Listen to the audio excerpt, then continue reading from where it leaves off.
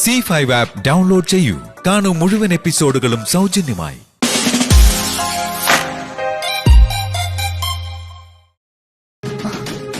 എന്തായി സുകന്യ? ഇല്ലമ്മേ, ഗാർഡനിലൊന്നും ശ്രീലക്ഷ്മി മാഡത്തിനെ കണ്ടില്ല.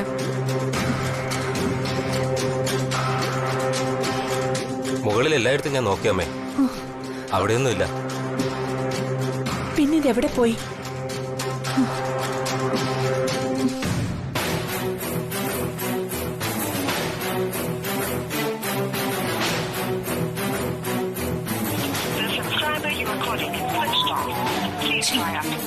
സ്വിച്ച് ഓഫ് ആണല്ലോ. രേഖ രാവിലെ തന്നെ ഷോപ്പിങ്ങിന് പോയതാണല്ലോ. രേഖയുടെ കൂടെ പോയിരിക്കോ? ഇനി അച്ഛനെയും അമ്മയും കാണാൻ പോയതായിരിക്കോ? പറയാതെ പോകാൻ വഴിയില്ല. എങ്കിലൊന്ന് സുദർശനെ വിളിച്ചു നോക്കാം.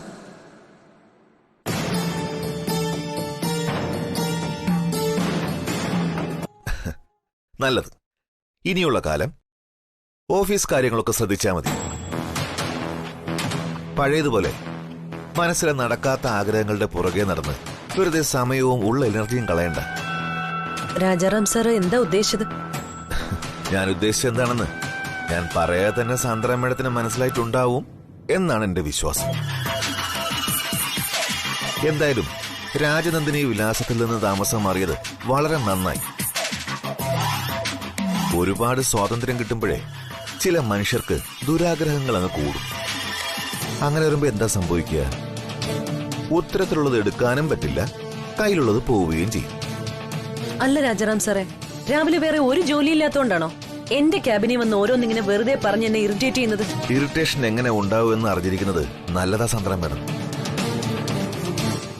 ഭാവിയിൽ ആരെങ്കിലും ഇറിറ്റേറ്റ് ചെയ്യണമെന്ന് തോന്നുമ്പോ സ്വന്തം അനുഭവം എങ്ങനെ ഉണ്ടായിരുന്നു എന്നൊന്ന് ആലോചിച്ച് നോക്കിയാൽ മതി. പിന്നെ ആരെയും ഇറിറ്റേറ്റ് ചെയ്യാൻ തോന്നില്ല. പിന്നെ സാന്ദ്ര മേഡം, ഞാൻ ഈ പറഞ്ഞൊന്നും ഒരു ഇറിറ്റേഷനായി കാണണ്ട. എല്ലാം കർമ്മഫലങ്ങളായി മാത്രം കണ്ടാൽ മതി. Do you understand? Better you understand.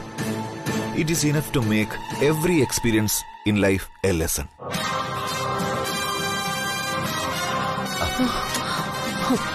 താൻ ഇങ്ങനെയൊക്കെ ചെയ്യുമെന്ന് ഞാൻ ഒരിക്കലും വിചാരിച്ചില്ല സാന്ദ്ര.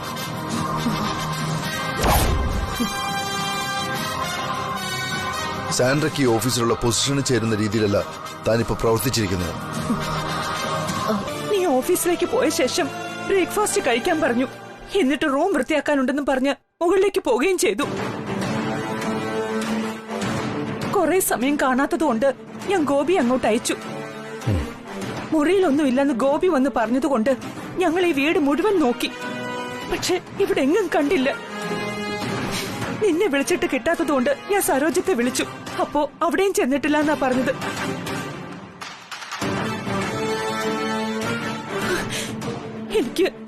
എനിക്കെന്തോ പേടിയാവുന്നു മോനെ. അമ്മ പേടിക്കാതെ, ഞങ്ങളൊക്കെ ഇല്ല ഇവിടെ. രാജാറാം, രവി കമ്മീഷണർക്ക് ഫോൺ ചെയ്തു. വിളിച്ചിരുന്നു രവി. ഇവിടുത്തെ പോലീസ് സ്റ്റേഷനിലേക്ക് അവർ ഇൻഫോം ചെയ്തിട്ടുണ്ട്. എന്തെങ്കിലും വിവരം കിട്ടിയാ അപ്പൊ വിളിക്കാന്ന് പറഞ്ഞു. താനിപ്പോ ഇവിടുത്തെ CCTV ഫുട്ടേജ് ഒക്കെ ഒന്ന് ചെക്ക് ചെയ്യണം. ശരി.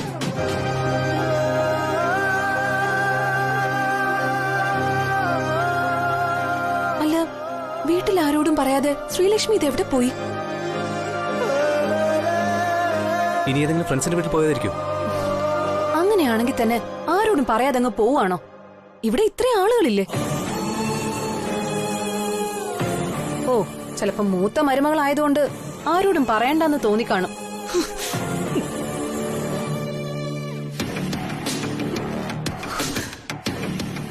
അല്ല, പെട്ടെന്ന് വല്ല അത്യാവശ്യം വന്നപ്പോ ആരോടും പറയാനുള്ള സമയം കിട്ടിക്കാണില്ല എന്ന് പറയായിരുന്നു. അനിത്യക്കുട്ടി, രാജാറാം CCTV ഫുട്ടേജ് ഒന്ന് ചെക്ക് ചെയ്യട്ടെ. അത് കഴിഞ്ഞിട്ട് നോക്കാം എന്തായതാണ്.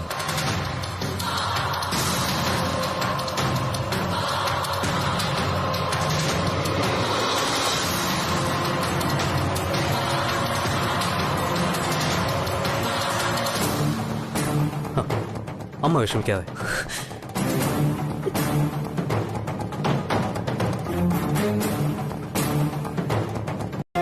ശ്രീലക്ഷ്മി,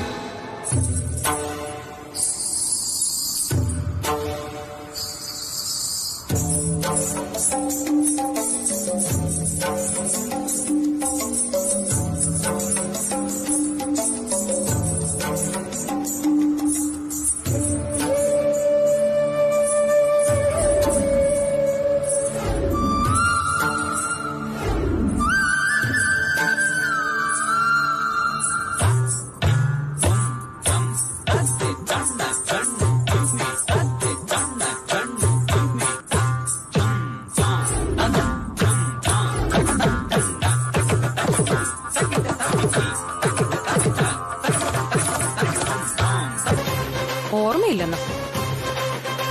കൊള്ളാം ശ്രീലക്ഷ്മി. ഇതൊക്കെ ഏതെങ്കിലും പൊട്ടന്മാരോട് പറഞ്ഞാൽ വിശ്വസിക്കും. പക്ഷെ ഞങ്ങൾ ആരും ഇത് വിശ്വസിക്കില്ല. തന്നെ കാണാതായപ്പോ ഞങ്ങൾ എല്ലാവരും എന്തുമാത്രം വിഷമിച്ചു എന്നറിയോ? അല്ല, ഇത്ര പെട്ടെന്ന് മറക്കാൻ താനെന്താ അരുണയുടെ ജന്മമാണോ? കിട്ടിയ തക്കം നോക്കി ആ മുറിയിൽ കയറി ആഭരണങ്ങളൊക്കെ എടുത്ത് ധരിച്ചിട്ട് എനിക്കൊന്നും ഓർമ്മയില്ലാന്ന്. തനിക്ക് കഥയുണ്ടാക്കാൻ അപാര കഴിവാണല്ലോ. സമ്മതിച്ചിരിക്കുന്നു. പിന്നെ കുറച്ച് അഭിനയവും കൈവശം ഉണ്ടല്ലേ?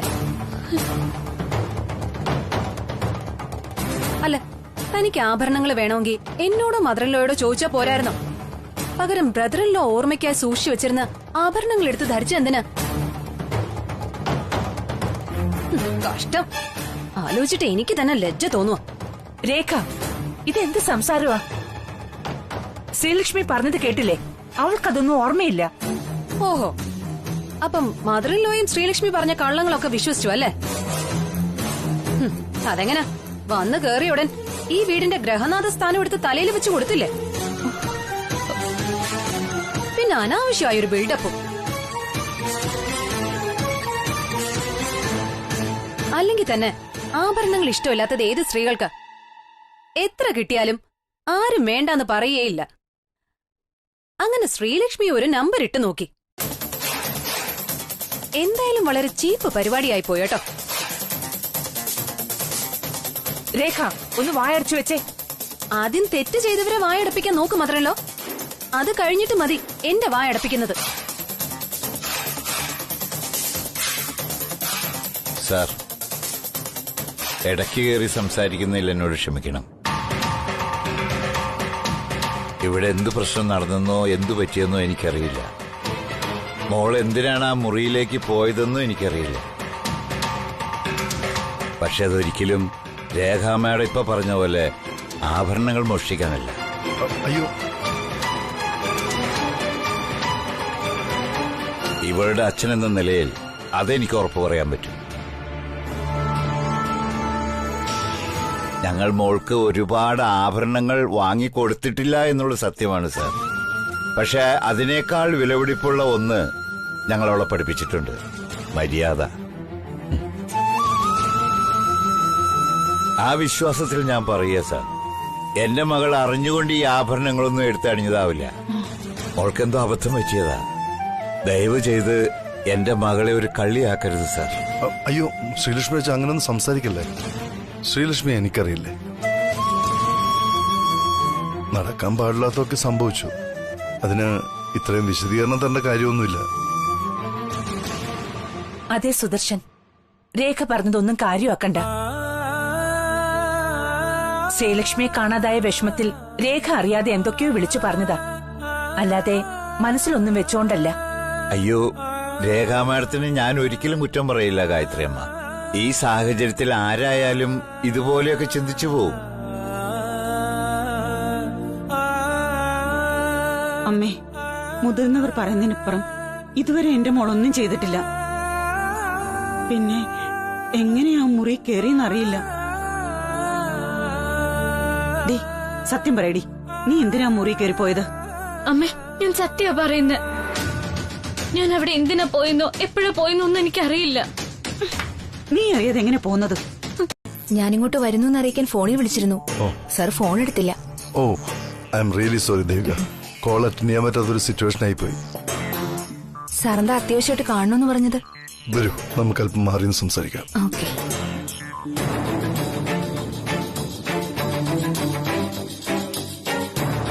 ഈ ആധുനിക യുഗത്തിൽ എന്നെപ്പോലൊരു വ്യക്തി ഒരു ഡോക്ടറോട് ഡിസ്കസ് ചെയ്യേണ്ട കാര്യമാണോ ഇതെന്ന് എനിക്കറിയില്ല. അതുകൊണ്ട് തന്നെ ഞാൻ പറയാൻ പോകുന്ന കാര്യങ്ങൾ കേൾക്കേണ്ടത് ഒരു സുഹൃത്ത് എന്ന നിലയിലായിരിക്കണം. പക്ഷേ മറുപടി പറയേണ്ടത് ഒരു ഡോക്ടർ എന്ന നിലയിലും. വളരെ ഗൗരവമേറിയ എന്തോ വിഷയമാണെന്ന് തോന്നുന്നു. തീർച്ചയായിട്ടും. അതുകൊണ്ട് ഞാൻ നേരിട്ട് കാണണമെന്ന് പറഞ്ഞത്. Okay, come to the point. Yes. Something strange are happening nowadays. At present, something mysterious happened.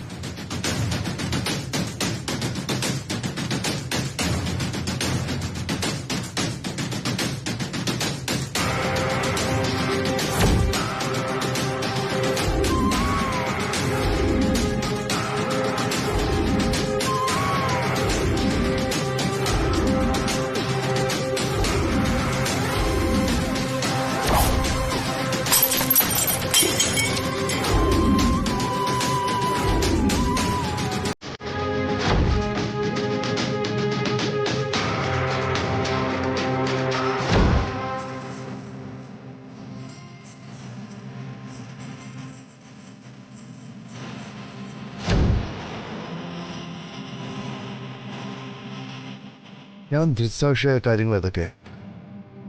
പക്ഷെ എനിക്ക് തന്നെ ഇതൊന്നും ഇപ്പോൾ വിശ്വസിക്കാനാവുന്നില്ല. അതുകൊണ്ട് തന്നെ എനിക്കിതാരോട് ഷെയർ ചെയ്യാനോ ആവുന്നില്ല. I am totally confused. പക്ഷേ ഇതെല്ലാം എൻ്റെ തോന്നലുകളോ സംശയങ്ങളോ മാത്രമായിരിക്കുക.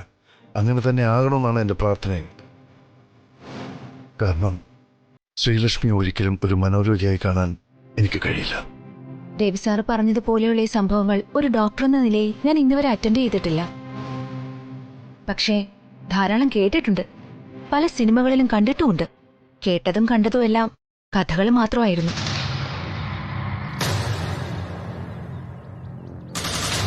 മനുഷ്യൻ ചെയ്യുന്ന പല കാര്യങ്ങൾക്കും ഒളിവും മറവും സൃഷ്ടിക്കാനായി ഭൂതത്തിന്റെയും പ്രേതത്തിന്റെയും പേര് പറഞ്ഞ് ഒരു ഭീകരാന്തരീക്ഷം സൃഷ്ടിക്കാറുണ്ട്. ആയിരിക്കാം. ഇവിടെ അങ്ങനെ ഒരു അറ്റ്മോസ്ഫിയർ ശ്രീലക്ഷ്മി സൃഷ്ടിക്കേണ്ട ആവശ്യം. ഇവിടെ ശ്രീലക്ഷ്മി അങ്ങനെ ഒരു അന്തരീക്ഷം ഉണ്ടാക്കുന്നു എന്നല്ല ഞാൻ പറഞ്ഞത്.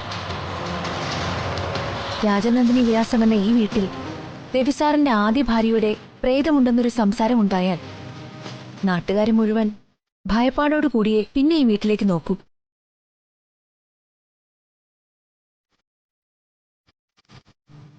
ഇതിനെ ചുറ്റിപ്പറ്റി പല ഉപകഥകളും ജനിക്കുകയും ചെയ്യും. പക്ഷേ ഇത് വെറുമൊരു കെട്ടുകഥ മാത്രമായിരുന്നു എന്ന് തിരിച്ചറിയാൻ നമുക്ക് മാത്രമേ കഴിയൂ. ഇതിനൊക്കെ മാത്രം ഇവിടെ എന്താ ഉണ്ടായത്? ഇനി എന്താ ഉണ്ടാവാനുള്ളത്? ആ ശ്രീലക്ഷ്മിയുടെ വീട്ടുകാരുടെ മുന്നിൽ ഞാൻ ഒന്നും അല്ലാതായി പോയില്ലേ? എന്തിനായിരുന്നു എന്നെ കള്ളം പറഞ്ഞ് പുറത്തേക്ക് കൂട്ടിക്കൊണ്ടു പോയത്? ഒരു ചീപ്പ് ഡ്രാമയായി പോയിരിക്കും. അത് തന്റെ വായിൽ കിടക്കുന്ന നാക്ക് ശരിയല്ലാത്തതുകൊണ്ടാ. ആരോട് എപ്പോ എന്ത് എവിടെ പറയണമെന്നൊരു ബോധം നിനക്കില്ല. അതാ ഞാൻ തന്നെ കള്ളം പറഞ്ഞ് കൂട്ടിക്കൊണ്ടു പോയത്. ഞാൻ എന്ത് പറഞ്ഞെന്നാ? അങ്ങനെ പറഞ്ഞെങ്കിലും സത്യമല്ലേ? ശ്രീലക്ഷ്മി തന്റെ ജീവിതത്തില് സ്വപ്നം പോലും കണ്ടു കാണോ ഈ വീട്ടിലേക്ക് മരുമകളായി വരുമെന്നോ നമ്മളെ പോലുള്ള ആളുകളുമായിട്ട് ബന്ധം സ്ഥാപിക്കാൻ പറ്റുമെന്നും? അതെന്താ, നമ്മളൊന്നും മനുഷ്യരല്ലേ? ജനിച്ചതും ജീവിച്ചതും രണ്ട് സാഹചര്യത്തിലായി പോയി എന്ന് കരുതി ആരെയും കുറച്ചു കാണാനോ പരിഹസിക്കാനോ നമ്മൾ ആളല്ല രേഖ. എന്താ, തനിക്ക് കുറവുകളില്ലേ? ഇല്ല. എനിക്കെന്താ കുറവ്? പണത്തിന് പണം, തറവാടിത്തത്തിന് തറവാടിത്തം, വിദ്യാഭ്യാസത്തിന് അത്. പിന്നെ രഘു എന്നിൽ കാണുന്ന കുറവ് എന്താണ്? വിവരം.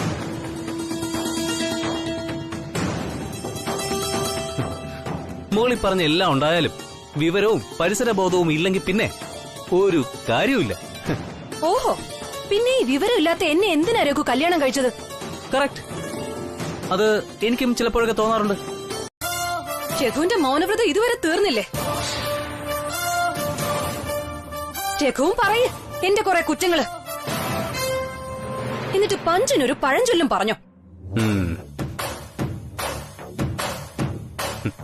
ഇതെല്ലാം രേഖയായിട്ടുണ്ടാക്കിയതാ. അപ്പോ താൻ തന്നെയാ കേൾക്കാൻ ബാധ്യസ്ഥ. അതെ, ഞാനാണല്ലോ ബ്രദർ ഇൻ ലോയുടെ സീക്രട്ട് റൂം അവൾക്ക് തുറന്നു കൊടുത്തത്. ആഭരണങ്ങളൊക്കെ എടുത്ത് താതേ കളിച്ചതും ഞാൻ പറഞ്ഞിട്ടാണല്ലോ. ചെയ്തത് മുഴുവൻ അവളും, ഇപ്പൊ കുറ്റക്കാരി ഞാനും. എന്നിട്ട് കള്ളം പറഞ്ഞ് എന്നെ പുറത്തേക്ക് കൊണ്ടുപോവുകയും ചെയ്തു. അങ്ങനെ കള്ളം പറഞ്ഞ് ഒഴിവാക്കാൻ മാത്രം ഞാൻ അത്രയും വലിയ തെറ്റൊന്നും പറഞ്ഞിട്ടില്ല എന്ന പൂർണ്ണമായ വിശ്വാസം എനിക്കുണ്ട്. മിനി കൂപ്പറിന്റെ ടെസ്റ്റ് ഡ്രൈവിന്റെ കള്ളം പറഞ്ഞ് തന്നെ ഞാൻ വിളിച്ചോണ്ട് പോയില്ലായിരുന്നെങ്കിൽ ഈ വീട്ടിലെ ആരെങ്കിലും തന്നെ പിടിച്ച് തല്ലിയേനെ. രഘു അപ്പോഴും നോക്കി നിൽക്കുകയുള്ളൂ. ഉറപ്പായി. കാരണം തെറ്റ് മുഴുവനും നിന്റെ ഭാഗത്താ.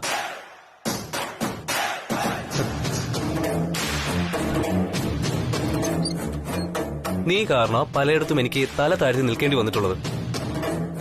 നീ നിന്നെ മാത്രമേ സ്നേഹിക്കുന്നുള്ളൂ. മറ്റുള്ളവരുടെ ഫീലിങ്സ് നിനക്ക് മനസ്സിലാവുന്നേയില്ല. അമ്മ വിശദമായിട്ട് പറഞ്ഞത് ഞാൻ ഒരു വാക്കിൽ പറഞ്ഞുതരാം.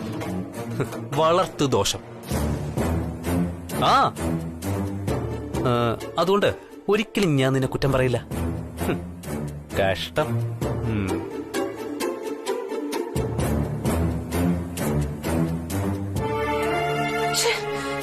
ഞാൻ എത്ര നല്ല കാര്യങ്ങൾ ചെയ്താലും കുറ്റങ്ങളെല്ലാം എന്റെ നേരേക്കാണല്ലോ വരുന്നത്. ഇവിടെ വീട്ടില് ശ്രീലക്ഷ്മി നല്ലവളായ ഉത്തമയായ സ്ത്രീ. അവിടെ ഓഫീസില് പരമാധികാരിയായ വലിയ മാഡം. കൂടുതൽ തല പൊക്കുന്നതിന് മുമ്പ് അവളുടെ പത്തി ചവിട്ടി താഴ്ത്തണം. ഇവിടുത്തെ ശ്രീലക്ഷ്മിയുടെ തലയണ മന്ത്രവും അവിടുത്തെ സാന്ദ്രയുടെ നല്ല പിള്ള ചമയലും നാളത്തോടെ ഞാൻ നിർത്തുന്നുണ്ട്.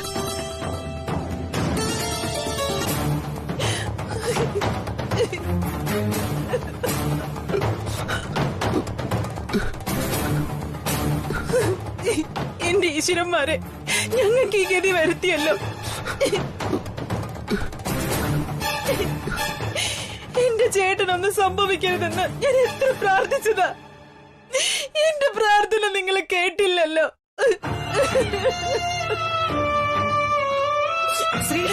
ചതിച്ചല്ലോ ദൈവമേ. ഞാനിതെങ്ങനെ സഹിക്കൂ?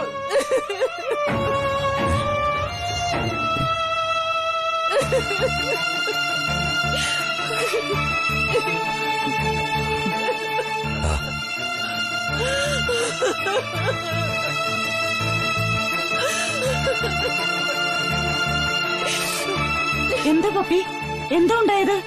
എന്തിനാ നീ ഇങ്ങനെ കരയുന്നേ? ചേച്ചി കണ്ടോ ചേച്ചി ചേട്ടന്റെ അവസ്ഥ?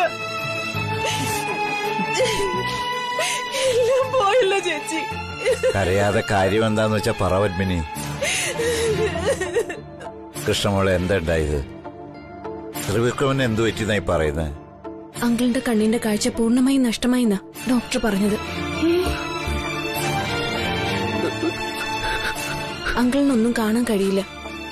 ഓപ്പറേഷൻ ചെയ്താലും കാര്യമായ മാറ്റം ഉണ്ടാവില്ലെന്ന് പറഞ്ഞു.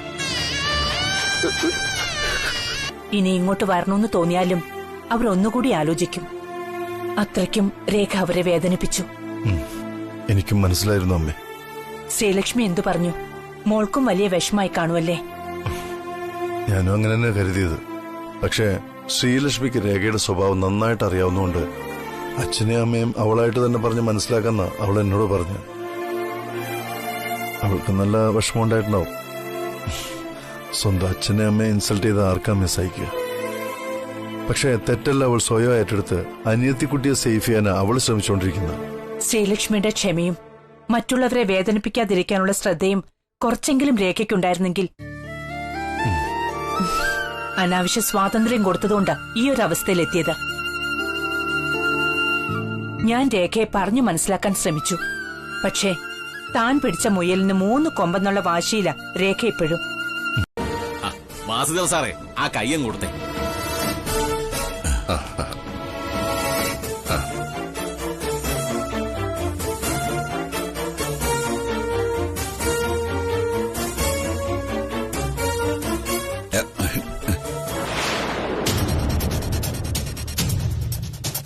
എന്താ സരോജ, നീ മാർക്കറ്റിൽ പോയില്ലേ? പോയതാ, പക്ഷെ ഞാൻ കാശെടുക്കാൻ മറന്നു. അല്ല, ആരാ ഇവരൊക്കെ?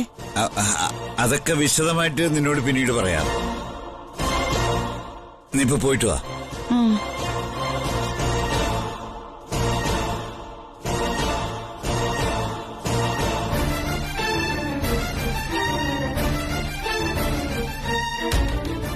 വീട്ടുകാരി അറിഞ്ഞില്ല ഇങ്ങനെ ഒരു കച്ചവടം? എന്റെ ഭാര്യയല്ലേ, അവളറിയാതെ ഇങ്ങനെയൊരു വിൽപ്പന നടത്താൻ പറ്റില്ലല്ലോ. എങ്കിൽ ഞങ്ങൾ ഇറങ്ങട്ടെ ഏട്ടാ. അപ്പോ എല്ലാം പറഞ്ഞ പോലെ എഴുത്തു കുത്തുകൾ കഴിയുമ്പോ ഞാൻ ചേട്ടനെ വിളിക്കാം. അന്ന് വന്നാ മതി. ഓഹോ, ശരി ശരി. ശരി.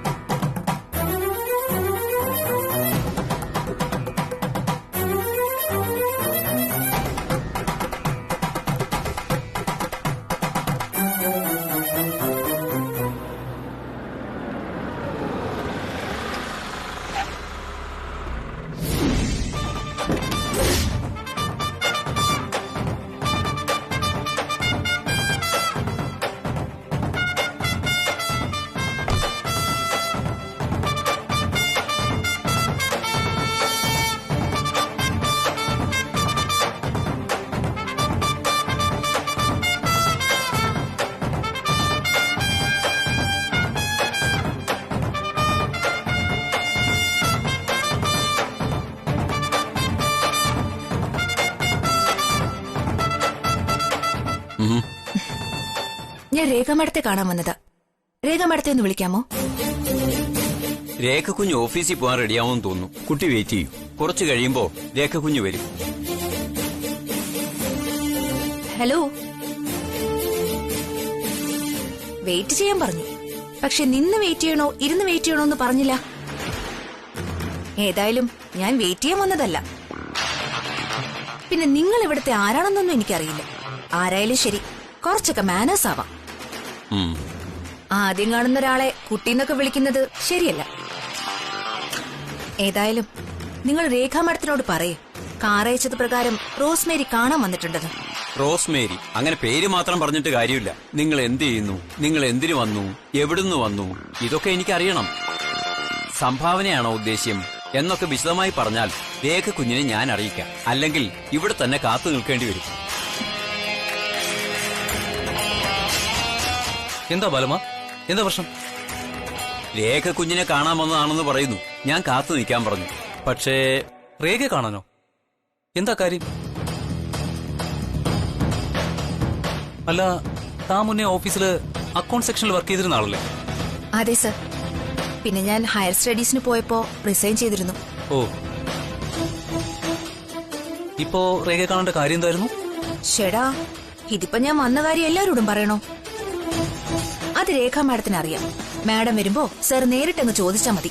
അത് ശരി, അങ്ങനെയാണോ? എങ്കിലേ എന്താ പേര് പറഞ്ഞേ? റോസ്മേരി. ആ, റോസ്മേരി ഇന്ന് മാഡത്തെ കാണണ്ട. വന്ന വഴിയെ തിരിച്ചുവിട്ടോ. രാവിലെ തന്നെ ഓരോന്ന് കേറി വന്നോളൂ. മൂഡ് സ്പോയിലിയെ.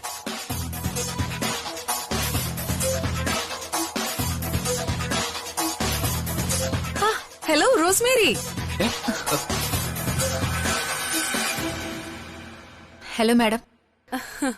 മാഡത്തിന് വേണ്ടി ഞാൻ വെയിറ്റ് ചെയ്യായിരുന്നു. വെയിറ്റ് ചെയ്യേണ്ട കാര്യം എന്തായിരുന്നു? ഇവിടെ ആരോടെങ്കിലും ഒന്ന് പറഞ്ഞിരുന്നെങ്കിൽ ഞാൻ ഇങ്ങനെ വന്നേനല്ലോ.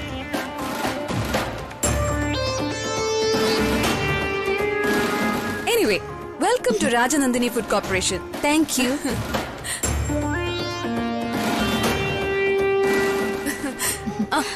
Raghu, sorry. She is Rosemary, my new. ZEE5 पर पूरे एपिसोड्स देखें बिल्कुल फ्री. अभी ऐप डाउनलोड करें.